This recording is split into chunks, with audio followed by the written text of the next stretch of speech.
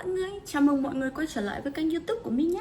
Hôm nay chúng ta sẽ coi một số cái video gọi là drama gay cấn một chút ở trên TikTok của mình nhé. So I went on by far the worst date of my life on Tuesday. I doubt any of you guys can top it. It almost made me halt doing it for the plot, but I'm not going to quit that easy. Matched with this chick on Bumble last weekend, right? And we start talking. She's super cool. She's like, do you want to go out to eat? I'm like, that's my favorite thing to do. She's like, I heard this Chinese restaurant is really good. I'm like, I've been there. It is really good. Let's meet up. I get there, right? And she's cool, but I can tell she's skittish because before we even got our food, she went outside twice to hit her pen. And I was like, she said something kind of peculiar. She goes, disclaimer, I really don't even like Chinese food. I'm like, oh, why did you want to meet up here? And she goes, well, I'm a people pleaser, and I didn't want you to feel uncomfortable eating something you didn't like. And I was like, we can go somewhere else if you don't like this food. She goes, it's okay, I'm used to mirroring people. Red flag. Anyway, so we continue talking, it's casual, and then our food gets there. So I go to the bathroom to wash my hands, and I left my phone sitting on the table, not thinking anything of it. No. Get back to the table, I go... No. Điều này không ổn rồi. Nếu mà lần nào mà tôi đi hẹn hò với một người lần đầu tiên nhá, nếu mà tôi đi vào nhà vệ sinh tôi mang tất cả những gì tôi có mang theo cái buổi tối hôm đấy đi theo tôi. Tại vì vào giờ phút đấy tôi còn chưa biết bạn là ai mà. Nhỡ đâu bạn mang điện thoại của tôi bạn đi luôn thì sao, đúng không? Đây là chưa nói đến trường hợp bạn có thể bẻ khóa điện thoại tôi để làm cái gì mờ ám. Chỉ trường hợp bạn mang điện thoại tôi bạn đi luôn thì sao? Đâu ai biết đâu, đúng không? Unlock my phone to take a photo of the food as one does because the teriyaki chicken and miso soup looked absolutely beautiful and my phone was disabled, not just for 1 minute but for 5, which means someone tried my passcode and then after it was disabled for a minute tried it again after. I am a tad bit sketched out at this point, but I was like, maybe it was a fluke, so I just let it go. She asked me a very odd question. She said, do you think women will get drafted into World War III? And do you think they should have to go if so? I was like, conspiracy theorist? This is weird now. Honestly, I had no idea how to respond. And then I finished my food. She didn't even touch hers. And she's like, can I use your phone for a second? I have to call my sister. I'm like, sure. Đến đoạn này thì không được rồi, bởi vì về thấy điện thoại đã bị cố gắng mở khóa, bị khóa đến 5 phút, tức là người đó đã thử mở rất nhiều lần. Hình như lần đầu tiên là nó sẽ thử khóa 1 phút, sau lần thứ hai thử khóa 3 phút, đúng không? Lần thứ 3 mới thử khóa 5 phút. Mà đến đoạn này có nghĩa là mình đã biết là cái đối tượng đấy có ý đồ muốn mở điện thoại của mình rồi, nên nếu cái đối tượng đấy mà muốn còn mượn điện thoại của mình để gọi điện cho người thân nữa, nếu mà mình là con gái mình sẽ nói không đấy, nhưng mà có thể anh này là con trai thì anh ấy cũng sẽ không bị sợ những cái điều như con gái mình hay sợ. So she goes outside, allegedly calls her sister, comes back in after like a minute and goes, so do you want to go back to your place now or what do we do? I'm like, what? I responded with, I'm kind of tired, I might just head home and call it. She was infuriated. She's like, whatever, I have another date after this anyway, so it doesn't even matter. I'm going to go. I'm like, it's like, whatever, weirdo. So she walks out, I put cash on the table to pay for the tab and then I leave. Here's the absolute kicker that I don't know if you guys are ready for. I get home, I take a shower, trying to forget about that terrible date, and then I get a missed call from the restaurant we just ate at. They inform me that I walked out on my tab, didn't pay it, didn't tip. I'm like, I left cash on the table. They're like, can you come back in tomorrow? I'm like, sure. Well, I go in the next day and I'm like, I swear to God, I left cash on the table right there. And they're like, well, we have security cameras. You want to watch them? I'm like, yeah. Oh my God. She went into Sally's Beauty right next door. I left. She came back in and took the money off the table. No! Not only that, but they have her on camera trying to unlock my phone while I'm in the bathroom. Rõ ràng rồi. Putting it underneath her legs like that. Straight to jail. She needs to be arrested. And What does she do? Because I was like, why did she put my phone underneath her butt? I talk on that thing like this. I am currently freaking out because I'm waiting for my doctor to call me back, but does this eye look a little red to you? If this bitch actually farted into my phone and gave me pink eye, I will go mentally insane. Anyway, her name is Melanie, so watch out for her because she will steal your money and then fart in your phone. Take a sabbatical from going on internet dates because what the actual shit. Oh, I cannot believe I actually just told the entire internet that, but I might have to go as Captain Hook for Halloween weekend and wear an eye patch. So Riêng cái vụ mà đã cố mở khóa điện thoại của ông này nhiều lần đã là một vấn đề rồi. Sau đó lại còn quay trở lại nhà hàng để lấy đi cái số tiền ông nó đặt trên bàn để trả thanh toán đấy.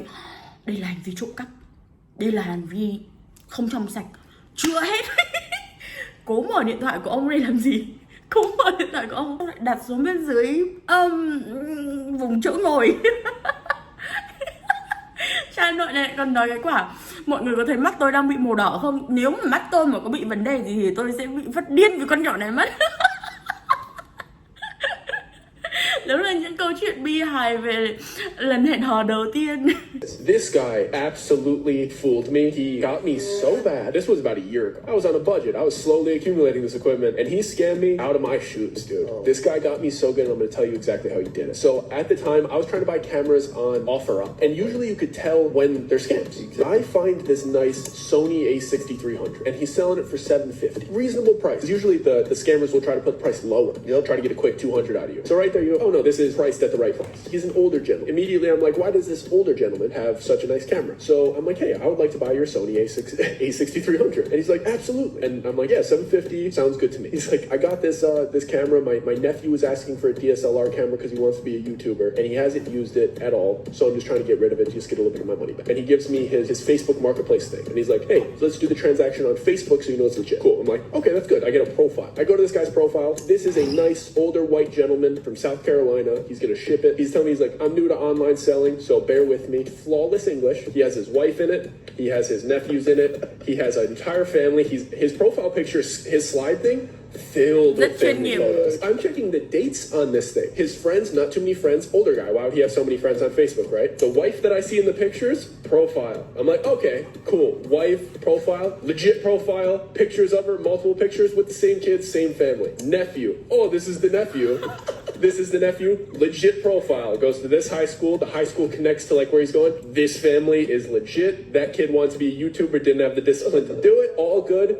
This is legit. His family tree on Facebook was a family. This man had been scheming for years. He goes, hey, I'm going to go to the post office. I'm going to ship it to you and just sell it to me. I have this guy's phone number. He's like, let's just do it this way off the platform. All good. He goes, I'm at the post office right now. Confirmation, email's coming to you right now. I see the email and it has like at upstracker.com. Even the email on there is like legit. And I check the tracking information, goes to a link, and it has tracking. It has my email address and my name and like a tracking number. And you click the tracking number and it goes to a page and it's like estimated delivery, blah, blah, blah. I'm like, oh, okay, perfect. He sent it. I'm not trying to scam an old guy. I feel bad. I'm like, I could easily just not send this money right now. And this is coming my way anyway. But I'm like, of course. Sends me the Zelle link. I just Zelle it. Cool. I don't even get a notification for spam. Not, you know, something like, oh, this kind of looks like a scam thing. All good. Send him the full price for it. Radio silence, okay? But this is where it gets really interesting. I wait a day or two. I go and click the tracking information. Now the page doesn't exist. And I'm texting him. And he's like, no, it's on the way. So I'm like, okay, fine. Like, he's still texting me. We're still having correspondence. His profiles are all still there. Wait a few more days. I'm like, hold on. This is not on its way. I'm starting to get skeptical. So I start asking him, hey man, did you not send it? And I swear, and I have these texts. He starts apologizing. And he's like, hey dude, I'm really sorry. I'm in a tough spot. I hate doing this to people. There's no camera. Then I get like really pissed. I didn't have money. This was the money to get the camera that's recording this right now. Yeah. I start telling him I'm pissed. I'm sitting at my job and I'm like, I'm gonna come after you with the full extent of the law. I'm blowing up this guy's phone about how I'm gonna track him down and I'm gonna get him. And I start giving him my sob story. Like, I worked so hard to save up that money to do this. He calls me and he does not speak good English. I'm like, how are you texting in such good English? Like, he was texting normal, and he's a Nigerian guy. And he goes, hey man, profusely apologizing. He's like, I have no other option. I'm trying to go to school in Canada. When I can pay you back, I promise. Vậy đây là một tên lừa đảo có tâm.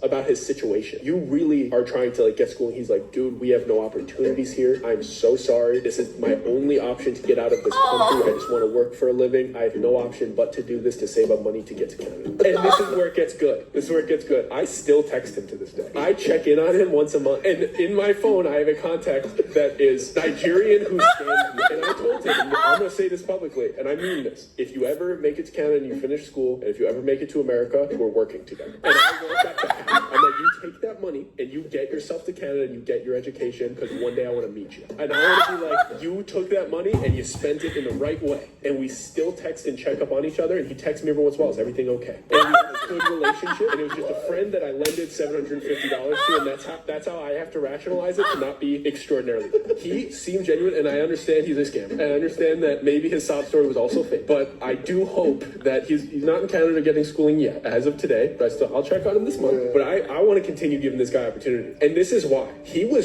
so good at scamming. He was so detailed and so capable of scamming. I want that motherfucker on my team. He was so good. He got me so bad. I believed him so well. Anybody that's that competent and that detail-oriented, get him on the team. His potential is insane. Yeah.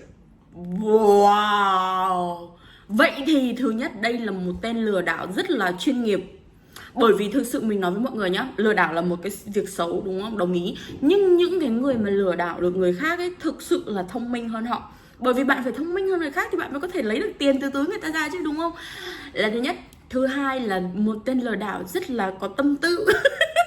Tự nhiên đi lừa đảo người ta xong mà vẫn còn giữ liên lạc với người ta nữa. Bình thường thì ok, tôi lừa ông đúng không? Tôi lấy được số tiền rồi là tôi xóa số của ông luôn.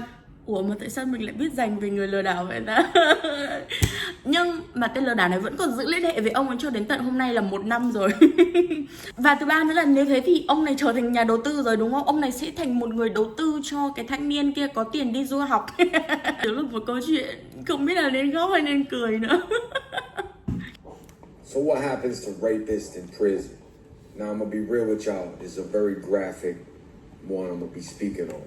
Now, just because we're in there for robberies and gang violence and drug dealing and whatnot, we don't want to be around that type of evil. You hurt women and children in the most demonic way for your sexual pleasures. This is what's gonna happen to you in prison. For one, every rapist that I've seen in prison is a coward-ass motherfucker. Chính xác luôn. See and hide. But the thing about Florida and mình nói mọi người cái này nhá.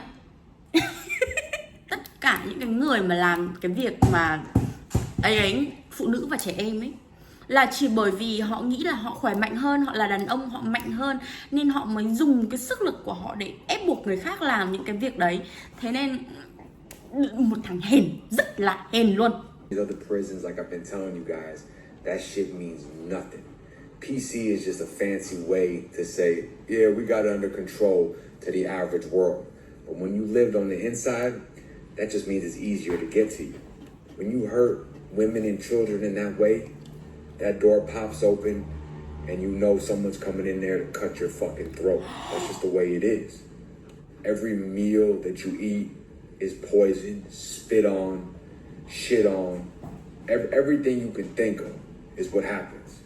And I find it so funny that these coward, demonic motherfuckers that were so quick to take the most beautiful, precious resources, women and children, and try to destroy them, humiliate them.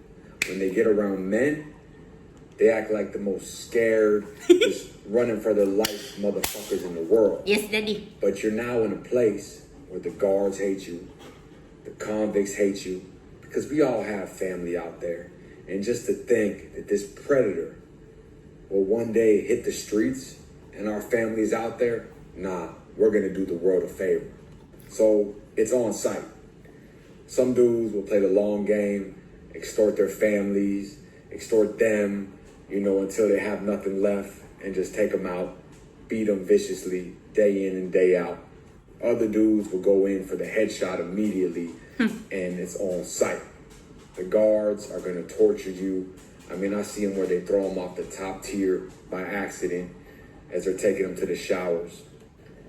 A beating just with the hands is almost a blessing to you scumbag motherfuckers. I've seen too many times where there's rapists in prison and somebody's in that prison that was affected by the crime they did. Somebody reaches out to the CO, that door gets popped open, and they beat the living shit out that motherfucker in the worst way possible. I'm talking about torture. Yeah, it's fucked up. Don't think for 1 second, because we made these horrible, horrible decisions of armed robberies and burglaries and selling dope. Oh no, You leave our kids, you leave our women alone. Yes. We do not want to live with you vile, demonic creatures. So every chance we get, we make your life a living hell. And so many times have I seen these rapists beaten, just completely just fucked up beyond recognition, and asked, do you feel vulnerable like your victim did? As they're screaming for help for the officers, and the officers are laughing because you're in here for hurting women and children in the worst way possible. And now you're begging for somebody to help you? Nobody. Was your victim able to get that same help? No. Fuck you. Yeah. Leave our kids, leave our women alone. Yes. Stay out, stay free. Us. Trời ơi, ông nói mà đúng là thấm từng câu từng chữ luôn. Mình cảm giác thực sự cái tội này ấy là cái tội tồi tệ nhất, nặng nề nhất luôn. Dùng sức mạnh của lợi dụng cái sự mạnh mẽ hơn của đàn ông để ép phụ nữ và trẻ con làm những cái việc mà họ không muốn. Cái con Diệu Linh này. We live in a world of see something, say something. Well, one guy did just that when he saw what he thought was a fire blazing inside an apartment. But as Les Trent reports, when the fire trucks got there, all 5 fire trucks, wow, things weren't exactly what they seemed. Firefighters responding to a call about a serious blaze inside a Manhattan high-rise. A New Yorker is watching from an apartment down the street, can't believe his eyes. From a distance, he thinks he sees out-of-control flames. I used my smartphone to zoom in, and it was unmistakably a fire, and I was like, this is an emergency. This doesn't look good. I called 911, and within minutes, the streets were echoing with Within a fire. minute. Chỉ trong But vòng 1 wait, phút.